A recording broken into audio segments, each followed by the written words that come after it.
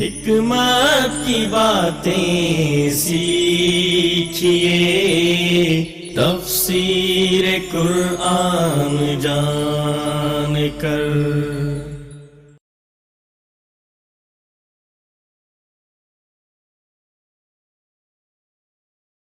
السلام علیکم ورحمۃ اللہ وبرکاتہ۔ نیکیوں کا موسم بہار، رمضان المبارک، الحمدللہ اللہ تعالیٰ کی رحمت سے اس کا آغاز ہو گیا۔ اللہ تعالیٰ سے دعا ہے نزول قرآن کے اس مہینے میں اپنی پاک کتاب سے خاص تعلق قائم کرنے کی توفیق عطا فرمائے۔ اللہ تعالیٰ ہمیں اس نفع مند علم سے اور اس پر عمل کرنے کی توفیق سے اپنی رحمت سے خاص کر دیں۔ نحمدہ ونصلی علی رسولہ الکریم، اما بعد فاعوذ باللہ من الشیطان الرجیم، بسم اللہ الرحمن الرحیم، رب اشرح لی صدری ویسر لی امری واحلل عقدۃ من لسانی یفقہوا قولی۔ رب العزت کا فرمان ہے کتاب انزلناہ الیک، یہ ایک کتاب ہے جسے ہم نے آپ کی طرف نازل کیا ہے، مبارک برکت والی ہے، لیدبروا آیاتہ، تاکہ لوگ اس کی آیات پر غور و فکر کریں، وَلِيَتَذَكَّرَ أُولُو الْأَلْبَابِ، اور عقل رکھنے والے اس سے سبق لیں۔ یہ سورہ صاد کی آیت نمبر 29 ہے، جس میں رب العزت نے اس کتاب کی حقیقت سے آگاہ کیا ہے کہ یہ برکت والی کتاب ہے، اور اس کے نزول کا مقصد یہ ہے تاکہ لوگ اس کی آیات پر غور و فکر کریں۔ غور و فکر تو سبھی کریں گے، لیکن سبق وہی لیں گے جو عقل رکھتے ہیں۔ تو اللہ تعالیٰ سے دعا ہے ہمیں اس کتاب پر غور و فکر کر کے سبق لینے کی توفیق عطا فرمائے۔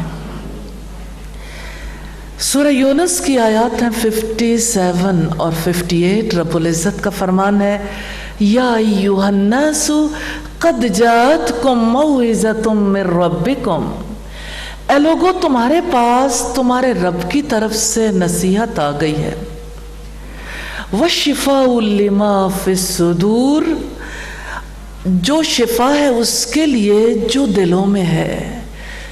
کیا کچھ ہے انسان کے قلب میں جو ہمیشہ اس کے لیے تکلیف کا باعث بنتا ہے؟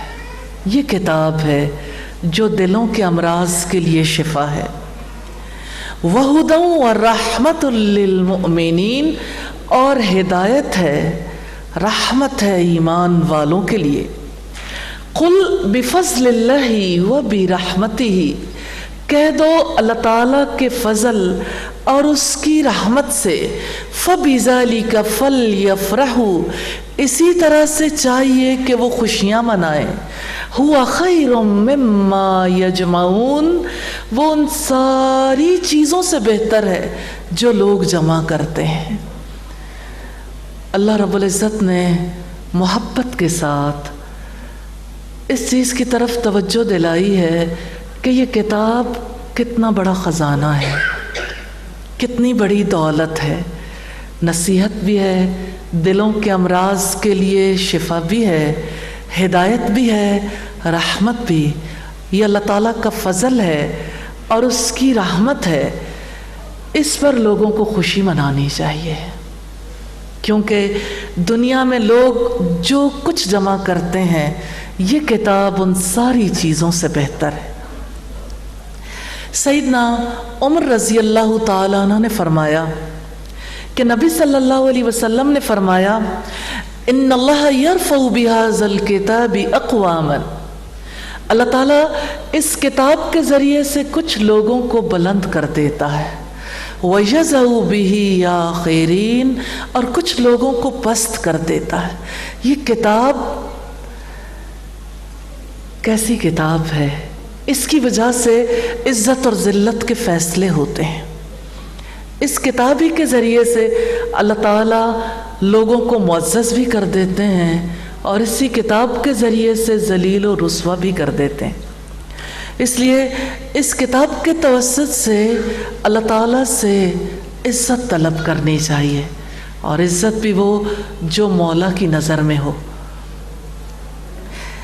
ابو امامہ الباہلی رضی اللہ تعالیٰ عنہ سے روایت ہے، کہتے ہیں کہ میں نے رسول اللہ صلی اللہ علیہ وسلم کو یہ فرماتے سنا، آپ فرماتے ہیں اقرؤ القرآن، قرآن پڑھا کرو، فَإِنَّهُ يَأْتِي يَوْمَ الْقِيَامَةِ شَفِيعًا لِأَصْحَابِهِ، کیونکہ یہ قیامت کے دن اپنے پڑھنے والے کے لیے سفارشی بن کر آئے گا۔ یا ارحم الراحمین، اس قرآن مجید کو ہمارے حق میں سفارشی بنا دینا۔ یہ صحیح مسلم کی روایت ہے اور 874 نمبر پر۔ تو الحمدللہ یہ کتاب ہے جس کے ساتھ عزت وابستہ ہے، اور کتنی اہم بات ہے جو اقبال نے کہی، وہ زمانے میں معزز تھے مسلمان ہو کر، یعنی ہمارے اسلاف نے اسلام سے عزت پائی تھی، اور تم خوار ہوئے تارک قرآن ہو کر، اور تم نے قرآن چھوڑا تو ذلت و خواری تمہارا مقدر ہو گئی۔ اللہ تعالیٰ سے دعا ہے امت مسلمہ کو اس کتاب کے ذریعے سے عزت نصیب فرمائے اور اس کتاب کا حق ادا کرنے کی توفیق عطا فرمائے۔ الحمدللہ نزول قرآن کے مہینے میں ہم دورہ قرآن کرنے جا رہے ہیں۔ دورہ قرآن کیا ہے؟ دورہ قرآن قرآن مجید کی ریویژن کا ایک کورس ہے، جس میں ہم آیات کی تلاوت بھی سنیں گے انشاءاللہ تعالی، اور ترجمہ اور مختصر تفسیر دیکھیں گے انشاءاللہ۔ اللہ تعالیٰ سے دعا ہے کہ اس کورس کے ذریعے سے ہم پر رحمت کا فیصلہ فرما لیں، اور اس قرآن کو ہماری ہدایت کا ذریعہ بنا دیں۔ اور یقیناً آپ جانتے ہیں ہدایت اللہ کی دی ہوئی توفیق ہے، یہ علم بھی اس کی توفیق سے ملتا ہے، اس پر عمل کرنے کی توفیق بھی اسی کی جانب سے ملتی ہے۔ اللہ تعالیٰ ہمیں یہ نفع مند علم بھی نصیب فرمائے، عمل کرنے کی توفیق بھی عطا فرمائے۔ اس کتاب کا آغاز سورہ الفاتحہ سے ہوتا ہے اور اختتام سورہ الناس پر۔ 114 سورتوں پر مشتمل ہے قرآن حکیم الحمدللہ۔ کچھ حصہ مکہ میں نازل ہوا، کچھ مدینہ میں۔ تو آئیے نزولی اعتبار سے 5ویں سورت اور مصحف کی ترتیب کے اعتبار سے پہلی سورت کی تلاوت سنتے ہیں، اور تلاوت کرتے ہوئے آپ تلاوت کا ساتھ دیں گے انشاءاللہ تعالی۔ اعوذ باللہ من الشیطان ہے، اس میں 7 آیات اور 1 رکوع ہے۔ سب سے پہلے سورت کے بارے میں ہم دیکھیں گے، اس کا نام الفاتحہ ہے۔ فاتحہ اسے کہتے ہیں جس سے کوئی چیز شروع کی جائے۔ قرآن پاک کا آغاز اس سورت سے ہوتا ہے، اس لیے اسے سورہ الفاتحہ کہتے ہیں۔ قرآن مجید کی تلاوت، کتابت اور نماز کی قرات اسی سورت سے شروع کی جاتی ہے۔ اللہ کے نبی صلی اللہ علیہ وسلم نے فرمایا، الحمدللہ ام القرآن ام الکتاب 7 مثانی، اور قرآن عظیم الحمد اور الصلاۃ ہے۔ الفاتحہ کے بہت سے نام ہیں، ان ناموں میں الشفا بھی ہے، الکنز بھی۔ ہاں، یہ سورت ایک خزانہ ہے، یہ شفا بھی ہے، یہی نماز بھی ہے۔ مصحف میں ترتیب کے اعتبار سے یہ سب سے پہلے آتی ہے۔ اس سورت کی فضیلت کے بارے میں سیدنا ابو سعید بن معلہ رضی اللہ تعالی عنہ نے بیان کیا کہ نبی صلی اللہ علیہ وسلم نے مجھ سے فرمایا، آج میں تمہیں مسجد سے نکلنے سے پہلے ایک ایسی سورت کی تعلیم دوں گا جو قرآن کی سب سے بڑی سورت ہے۔ پھر آپ صلی اللہ علیہ وسلم نے میرا ہاتھ اپنے ہاتھ میں لے لیا، سبحان اللہ، اور جب آپ صلی اللہ علیہ وسلم باہر نکلنے لگے تو میں نے یاد دلایا کہ آپ مجھے قرآن کی سب سے بڑی سورت بتانے کا وعدہ کر چکے ہیں۔ آپ نے فرمایا، الحمدللہ رب العالمین، یہی وہ 7 مثانی یعنی وہ 7 آیات ہیں جو بار بار پڑھی جاتی ہیں اور قرآن عظیم ہے جو مجھے عطا کیا گیا ہے۔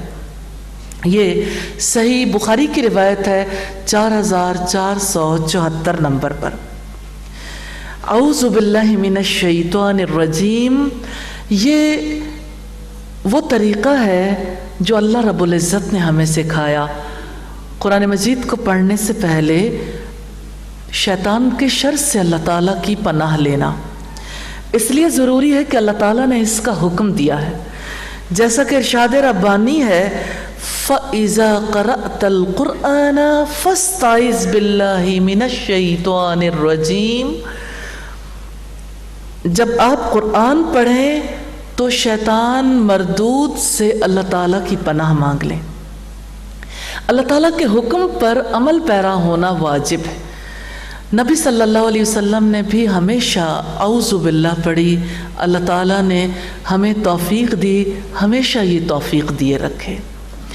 بسم اللہ الرحمن الرحیم، یہ قرآن مجید کی پہلی آیت ہے اور سورہ الفاتحہ کا حصہ ہے۔ اللہ تعالیٰ کے نام سے جو وسیع رحمت والا، نہایت رحم والا ہے۔ اسلامی تہذیب ہے جو اللہ تعالیٰ نے اپنی پاک کتاب سے ہمیں سکھائی ہے۔ اس تہذیب کا آغاز بھی اللہ تعالیٰ کے نام سے اور اختتام بھی اللہ تعالیٰ کے نام سے ہے۔ جو کام اللہ تعالیٰ کے نام کے بغیر شروع کیا جائے اس میں برکت نہیں ہوتی۔ جو شخص وضو سے پہلے بسم اللہ نہیں پڑھتا اس کا وضو نہیں ہوتا، مسند احمد کی روایت ہے۔ ذبح کرتے وقت بھی بسم اللہ پڑھنا واجب ہے۔ نبی صلی اللہ علیہ وسلم نے کھانا کھانے سے پہلے بسم اللہ پڑھنے کا حکم دیا۔ جب یہ سورت نازل ہوئی تو اسی طرح سے نازل ہوئی تھی۔ صحابہ کہتے ہیں ہم سورتوں کو جدا نہیں سمجھتے تھے جب تک کہ بسم اللہ نازل نہیں ہوئی۔ یہ ابو داؤد کی 788 نمبر پر روایت ہے۔ صحابہ کرام نے اسی آیت سے قرآن مجید کا آغاز کیا۔ اللہ تعالیٰ سے دعا ہے ہمیں برکت کے لیے، اپنی مدد کے لیے اور قبولیت کی امید پر بسم اللہ پڑھنا نصیب فرمائے۔ الحمدللہ رب العالمین، سب تعریف اللہ تعالیٰ کے لیے ہے جو سارے جہانوں کا پالنے والا ہے۔ حقیقت یہ ہے کہ تعریف کا، حمد کا مالک اللہ تعالیٰ ہے۔ سب تعریف اللہ تعالیٰ کے لیے جیسا کہ اس کی ذات کے لائق ہے۔ یا ربی لک الحمد کما ینبغی لجلال وجہک وعظیم سلطانک۔ رسول اللہ صلی اللہ علیہ وسلم نے فرمایا، الحمدللہ تملأ المیزان، الحمدللہ کہنا میزان کو بھر دیتا ہے، یعنی نیکیوں سے میزان بھر جاتا ہے جب بندہ اللہ کی حمد اور اس کا شکر بیان کرتا ہے۔ مسلم کی 534 نمبر روایت ہے۔ حکمت کی باتیں سیکھیے، تفسیر قرآن جان کر، حکمت کی باتیں سیکھیے، تفسیر قرآن جان کر۔ الرحمن الرحیم، وسیع رحمت والا، نہایت رحم والا ہے۔ اللہ تعالیٰ کی رحمت کا ذکر ہے اس قرآن کے آغاز میں۔ اللہ تعالیٰ نے اپنے ناموں سے تعارف کروایا۔ الرحمن وہ وسیع رحمت والا ہے، الرحیم نہایت رحم والا ہے۔ رب العزت نے فرمایا کتب علی نفسہ الرحمہ، اس نے رحمت کو اپنے اوپر لازم کر لیا۔ سبحان اللہ۔ اور بندے اس کی رحمت سے مایوس ہو جاتے ہیں تو وہ حکم دیتا ہے قل یا عبادی الذین اسرفوا علی انفسہم لا تقنطوا من رحمت اللہ، کہہ دو اے میرے بندو جنہوں نے اپنی جانوں پر ظلم کیا ہے، میری رحمت سے مایوس نہ ہو جاؤ۔ عبداللہ ابن عمر سے روایت ہے، رسول اللہ صلی اللہ علیہ وسلم نے فرمایا الراحمون یرحمہم الرحمن، رحم کرنے والوں پر رحمان رحم کرتا ہے۔ ارحموا من فی الارض، رحم کرو ان پر جو زمین میں ہے۔ یرحمکم من فی السماء، آسمان والا تم پر رحم کرے گا۔ یہ ترمذی کی 1924 نمبر روایت ہے۔ تو وہ رحمت والا ہے، اس لیے اس کی رحمت سے امید باندھنی چاہیے۔ اللہ تعالی ہمیں اپنے سے رحمت کی امید باندھ کر مغفرت کی دعائیں کرنے کی توفیق عطا فرمائے۔ مالک یوم الدین، بدلے کے دن کا مالک ہے۔ مالک وہ ہوتا ہے جو حکم دے، جو روک لے، جو نیکیوں کا بہترین ثواب عطا کرے، جو گناہوں پر سزا دے، جو ہر قسم کا تصرف کرے۔ سیدنا عبداللہ بن عمر سے مروی ہے، رسول اللہ صلی اللہ علیہ وسلم نے فرمایا قیامت کے روز اللہ تعالیٰ آسمانوں کو لپیٹ کر اپنے دائیں ہاتھ میں لے لے گا اور فرمائے گا انا الملک، میں ہوں بادشاہ، کہاں ہے زور آور، کہاں ہے متکبر؟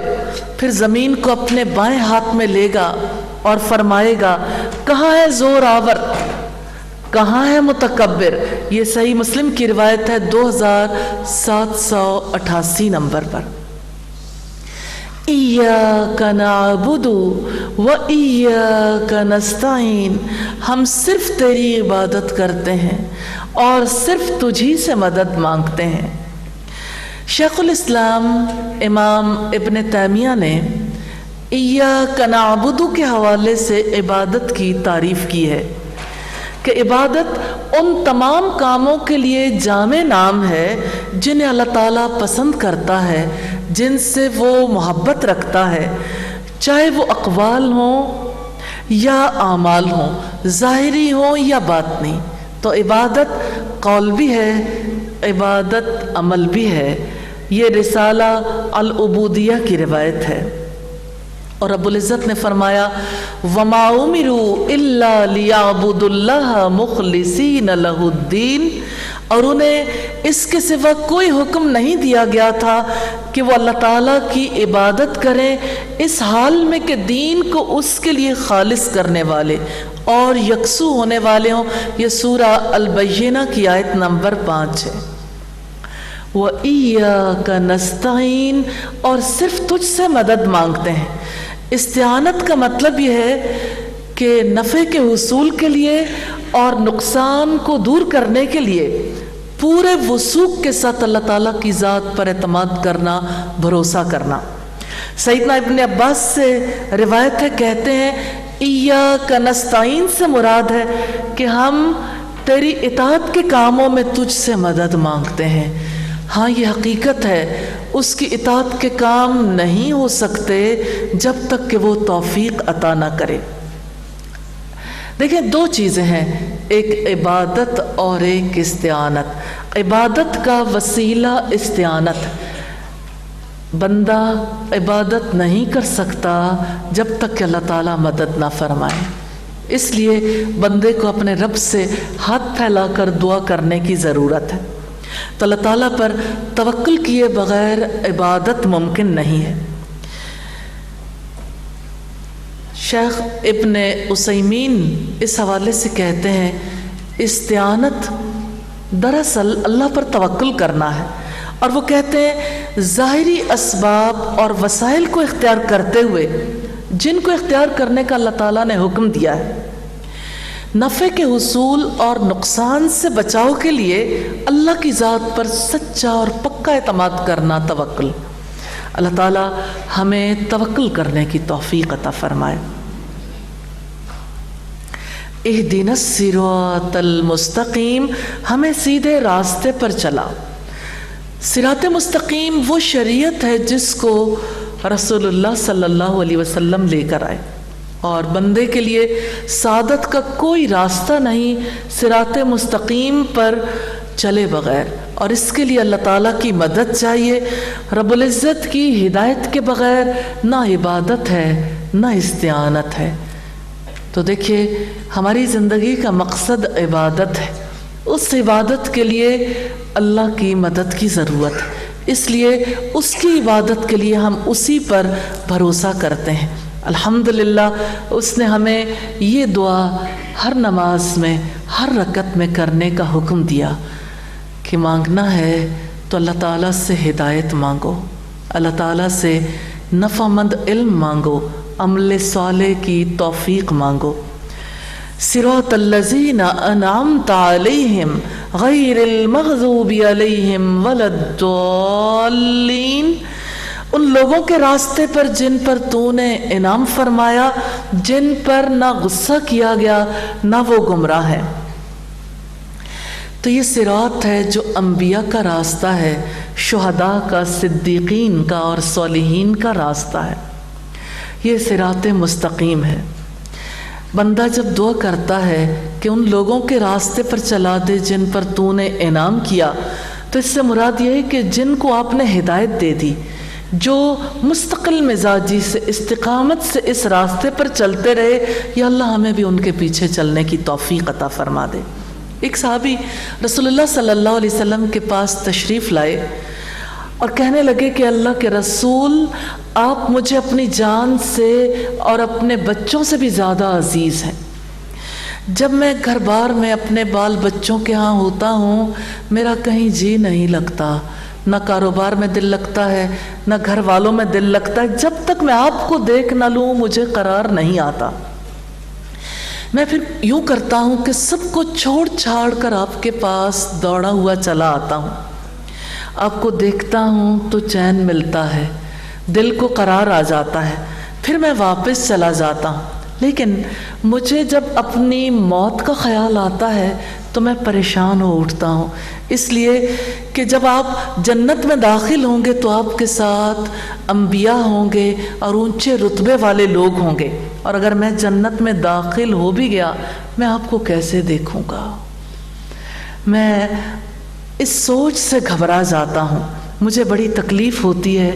اللہ کے رسول اس بات پر خاموش ہو گئے، اور اللہ رب العزت نے وحی نازل کی، من یطع اللہ والرسول فاولئک مع الذین انعم اللہ علیہم من النبیین والصدیقین والشہداء والصالحین وحسن اولئک رفیقا۔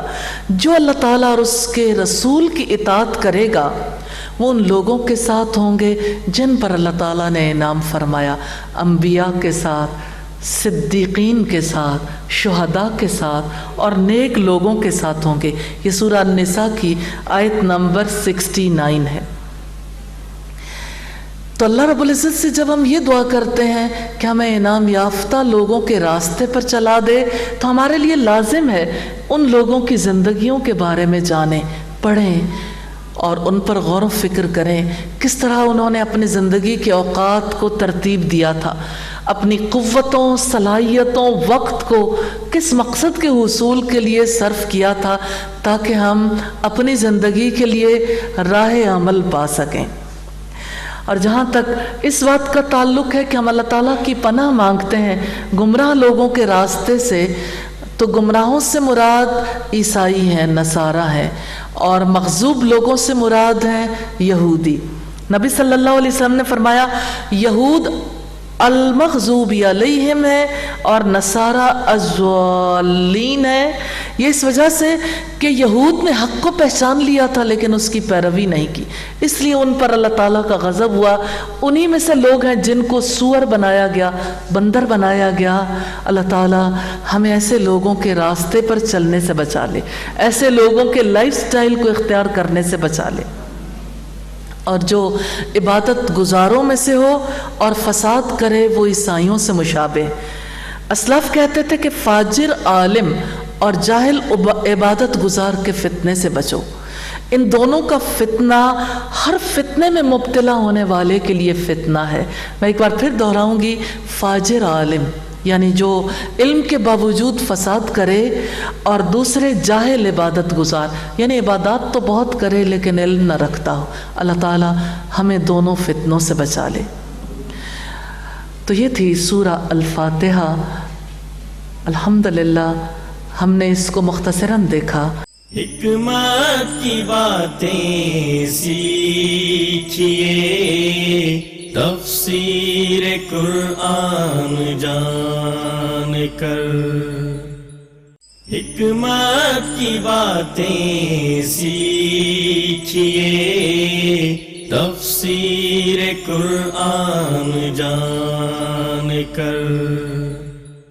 اللہ کے پاک نام سے سورہ البقرہ کا آغاز کرتے ہیں۔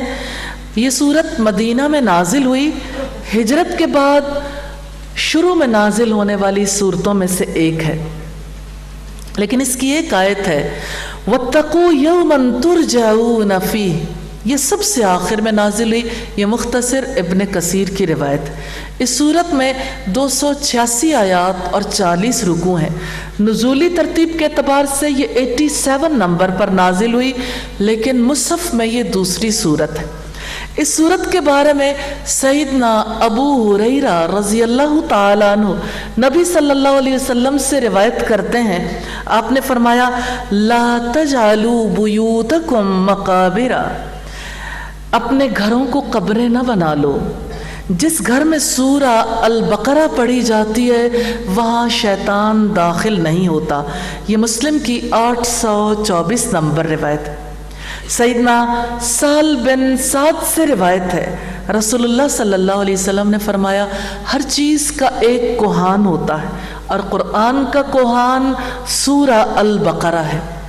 شیطان جب سورہ البقرہ کی آواز سنتا ہے اس گھر سے نکل جاتا ہے جس گھر میں سورہ البقرہ کی تلاوت ہو رہی ہو۔ یہ سلسلہ احادیث صحیحہ کی 588 نمبر روایت ہے۔ بسم اللہ الرحمن الرحیم۔ آئیے سورہ البقرہ،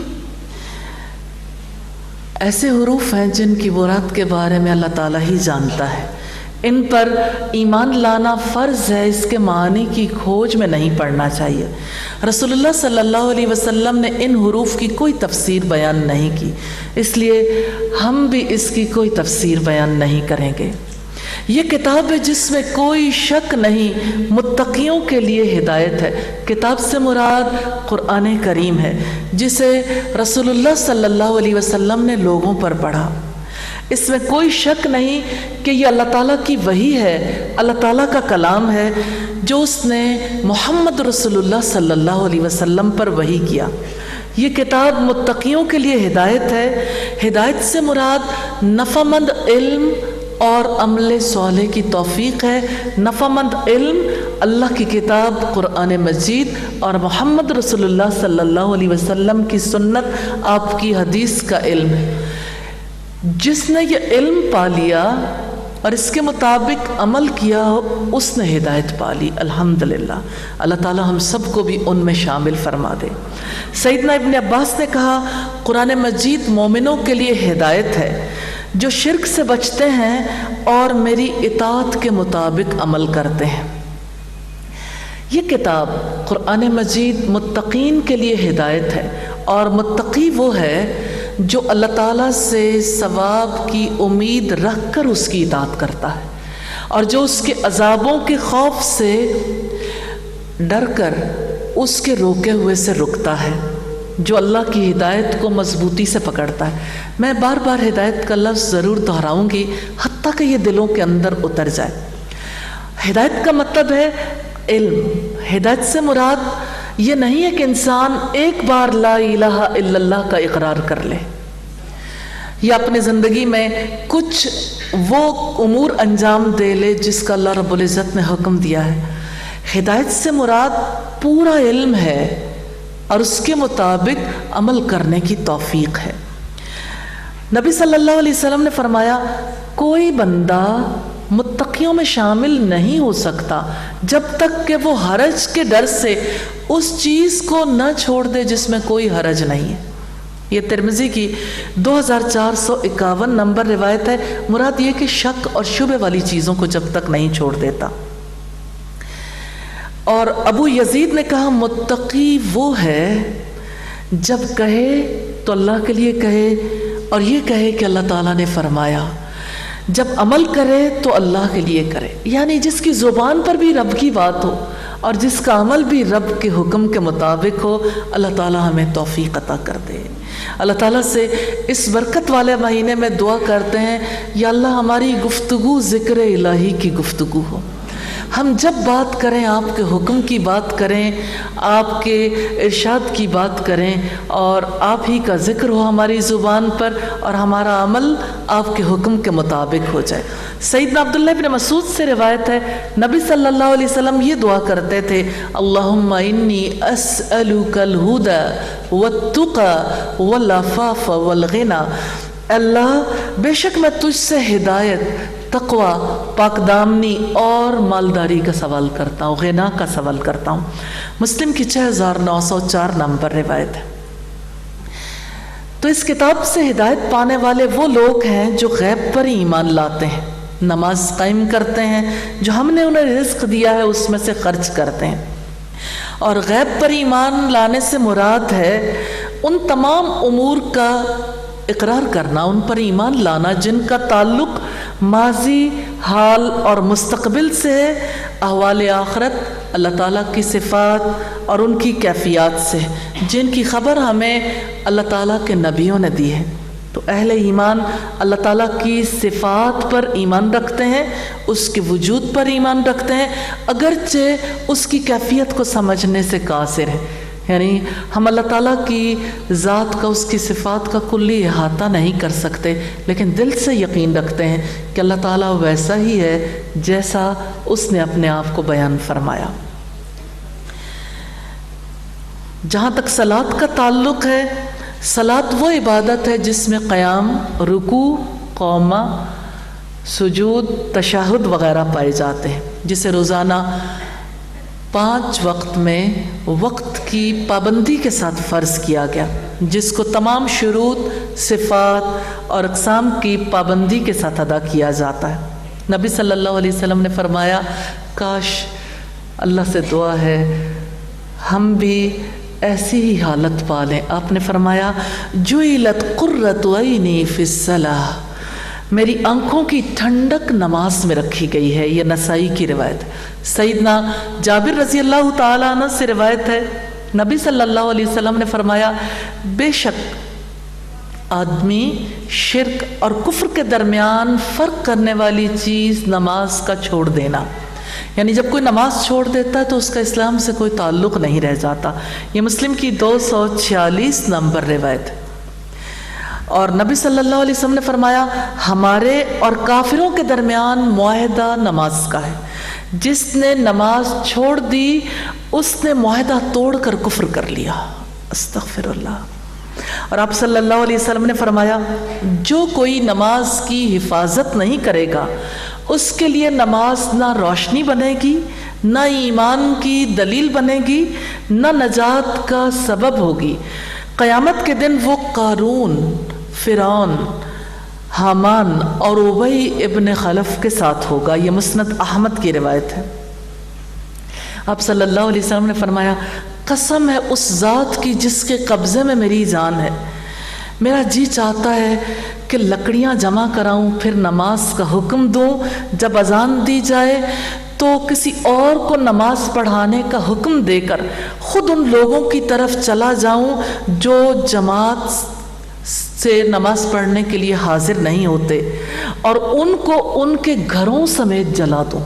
یعنی میں لکڑیوں کو جلا کر ان لوگوں کے گھروں تک پہنچوں اور ان کے گھروں کو آگ لگا دوں جو باجماعت نماز پڑھنے کے لیے نہیں آتے. یہ بخاری کی روایت ہے. اللہ تعالیٰ سے دعا ہے ہم سب کو باجماعت نمازوں کی تلقین کرنے والا بنا دے اپنے گھر والوں کو, اور اللہ تعالیٰ ہمیں بھی زندگی میں باجماعت نمازیں ادا کرنے کی توفیق عطا فرمائے. اگرچہ خواتین پر باجماعت نماز فرض نہیں ہے, لیکن باجماعت نماز 20 درجے 25 درجے 27 درجے زیادہ اجر رکھتی ہے. اور رب العزت نے حکم دیا جو ہم نے رزق دیا اس میں سے خرچ کرتے ہیں. کیسی عجیب بات ہے, اس کتاب کی ہدایت سے وہ فائدہ نہیں اٹھا سکتا جس کا غیب پر ایمان نہ ہو, جو نماز ادا نہ کرتا ہو, اور جو اللہ کے دیے ہوئے رزق میں سے خرچ نہ کرتا ہو, یعنی صدقہ کیے بغیر اس کتاب کی ہدایت سے کوئی فائدہ نہیں اٹھا سکتا. سیدہ اسما بیان کرتی ہیں رسول اللہ نے انہیں فرمایا خرچ کرتی رہو, گن گن کر نہ دو ورنہ اللہ تعالیٰ بھی گن گن کر دے گا. ہاتھ نہ روکو ورنہ اللہ بھی تم سے ہاتھ روک لے گا. بخاری کی 259 نمبر روایت. حافظ ابن کثیر نے کہا کہ اللہ تعالیٰ نے کثیر مقامات پر نماز اور انفاق کو اکٹھا کیا ہے, کیونکہ نماز اللہ تعالیٰ کا حق ہے جو کہ توحید, تمجید اور ثنا پر مشتمل ہے. یعنی اس میں ہم اللہ کی بڑائی بیان کرتے ہیں, اللہ تعالیٰ کی تعریف کرتے ہیں اور اللہ کی وحدانیت کو بیان کرتے ہیں. اور انفاق مخلوق کے ساتھ احسان ہے جو کہ بندوں کا حق ہے. یہ صفوت التفاسیر کی روایت ہے. اور جو اس پر ایمان لاتے ہیں جو آپ پر نازل کیا گیا اور جو آپ سے پہلے نازل کیا گیا, اور آخرت پر وہی یقین رکھتے ہیں. یہاں نازل کرنے سے مراد قرآن اور سنت ہے. یہ اہل ایمان کی خصوصیت ہے کہ وہ تمام انبیاء پر نازل ہونے والی کتابوں پر ایمان رکھتے ہیں, ان میں کبھی تفریق نہیں کرتے. اور جہاں تک آخرت پر یقین رکھنے کا تعلق ہے تو اس سے مراد جی اٹھنا بھی ہے, حشر نشر بھی ہے, یعنی حشر کے دن سب کا جمع کرنا بھی ہے. تو یہ ایسے لوگ ہیں جو بعث اور نشور کا علم رکھتے ہیں, اور یقین شک کے مقابلے میں علم ہے. یعنی جب کسی کے پاس علم ہوتا ہے تو علم کی وجہ سے اسے یقین ملتا ہے, جب علم نہیں ہوتا تو شک رہتا ہے. اللہ تعالی ہمیں آخرت کا یقین نصیب فرمائے.